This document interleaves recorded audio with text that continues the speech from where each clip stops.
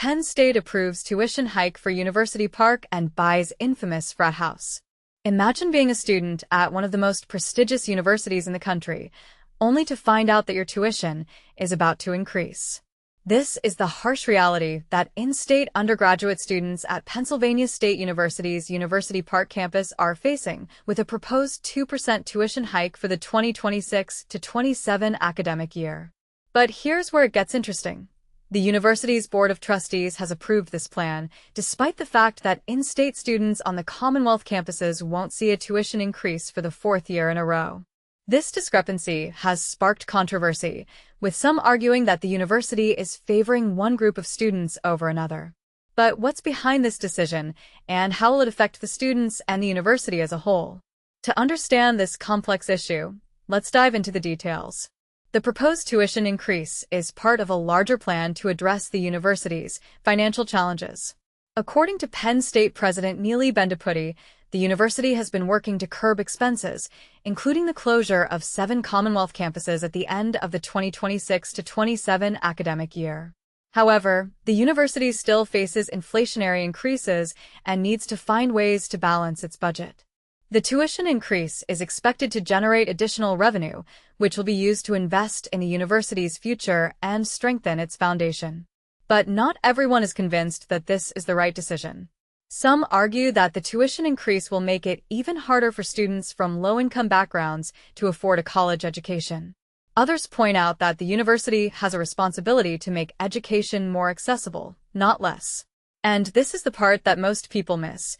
The university's decision to purchase the former Beta Theta Pi fraternity house, where Tim Piazza tragically died in 2017, for $7.3 million. The property will be used for swing space initially, and the university will determine its long-term use during the master planning process. But what does this have to do with the tuition increase? Some might argue that the university is prioritizing real estate purchases over the needs of its students. Others might see it as a necessary step towards creating a safer and more supportive campus environment.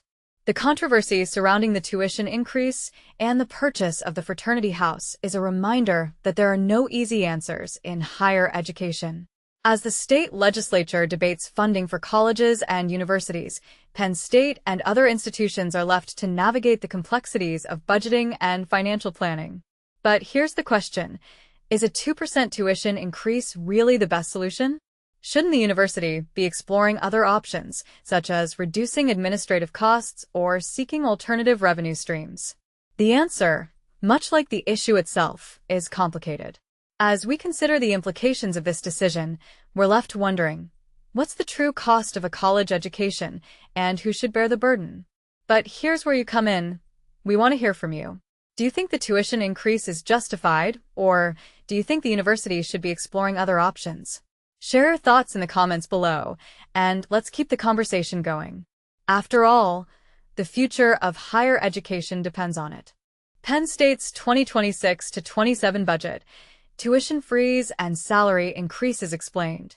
Imagine a university where the cost of education remains stable for thousands of students, even as the world around it faces financial uncertainties. That's exactly what happened at Penn State University, where the Board of Trustees recently approved the 2026-27 operating budget and tuition schedules. But here's where it gets interesting. The decision comes amidst a backdrop of national challenges affecting higher education. On July 18th, the full board voted to adopt a budget that maintains tuition rates for Pennsylvania resident undergraduates at the Commonwealth campuses, ensuring affordability for nearly 18,000 students, about 42% of the in-state undergraduate population. This marks the 4th consecutive year that Penn State has frozen tuition for these students, aligning with the university's commitment to making higher education accessible.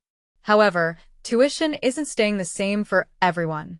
In-state undergraduates at the University Park campus will experience a 2% increase, which is still below the current U.S. inflation rate.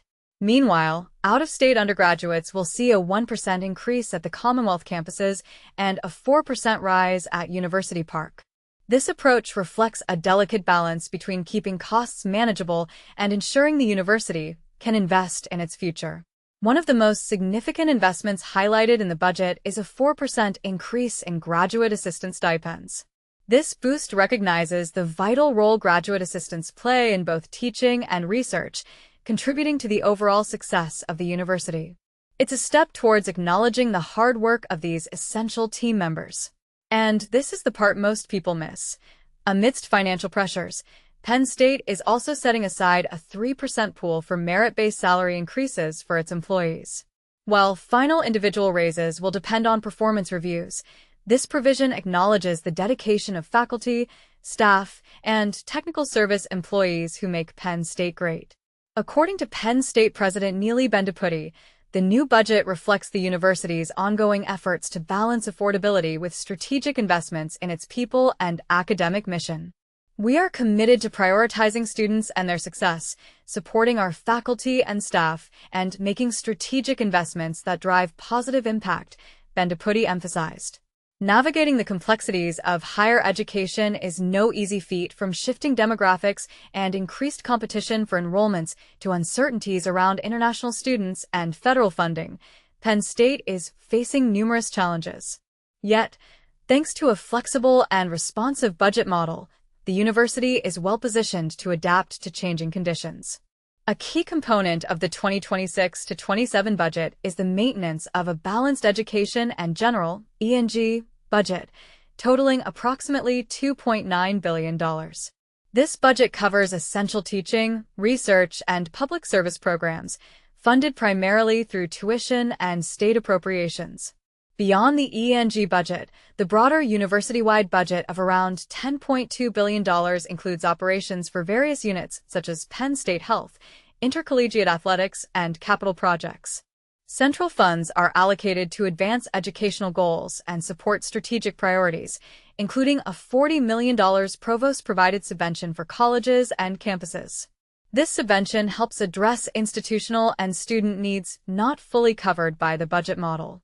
Additionally, $11 million is dedicated to specialized instruction and facilities critical to specific colleges, like the Ross and Carol Neese College of Nursing and the College of Arts and Architecture. The budget also includes approximately $73 million for merit-based salary increases, faculty promotions, professional development, and healthcare cost coverage. These expenses are expected to be offset by increased tuition revenues and projected enrollment growth. Interestingly, Penn State exceeded its 2024-25 budget projections, ending up with a net surplus of about $44.4 million. This surplus will be used to fund deferred maintenance, addressing the university's $2.4 billion maintenance backlog. When it comes to tuition and fees, the proposed schedules for the 2026-27 academic year reflect a commitment to keeping costs as low as possible. For instance, in-state undergraduates at University Park will see a 2% tuition increase, which is below the inflation rate and lower than many peer institutions. Meanwhile, out-of-state undergraduates will face a 4% increase at University Park and a 1% rise at the Commonwealth campuses. The proposed rates also include modest increases for other categories, such as the student-initiated fee at University Park, which will rise by $5 per semester to $320. At most undergraduate Commonwealth campuses, the fee will increase by $7 per semester to $315. These adjustments aim to ensure that student activities and facilities are adequately supported. In conclusion, the approval of the 2026-27 budget and tuition schedules represents a thoughtful and balanced approach to higher education funding at Penn State. While challenges remain, the university's strategic investments and commitment to affordability set a strong foundation for future success. What do you think? Are these measures effective in addressing the financial pressures faced by higher education institutions today? Penn State tuition increase. What you need to know. Brace yourself. Big changes are coming. At Penn State's main campus, students will soon notice a financial shift as the Board of Trustees has approved a new proposal to increase tuition by 2% at University Park. This development marks the fourth consecutive year that students are seeing their education costs rise, an issue that many feel stings every time the academic year begins. But here's where it gets controversial. While the main campus will experience this tuition hike, in-state students at the branch campuses will remain unaffected, raising questions about equity and the strategic focus of the university's funding. In addition to the tuition increase, the approved budget will also see nearly a 2% rise in housing and meal plan rates, which means that the overall cost of student life is climbing across the board. And this is the part most people miss. A 3% pool set aside for merit-based raises for employees has been included, signaling the administration's commitment to rewarding staff performance amidst rising operational costs. For those new to these discussions, it's important to understand that tuition hikes are often a reflection of broader economic pressures and budgetary challenges faced by educational institutions. They can result from increased costs in infrastructure, technology, or even efforts to enhance the overall quality of education. With each successive increase, many wonder if the benefits justify the ongoing financial strain on students and families. Do these incremental improvements translate into a better campus experience, or are they simply a necessary measure to keep up with inflation? What's your take on these changes?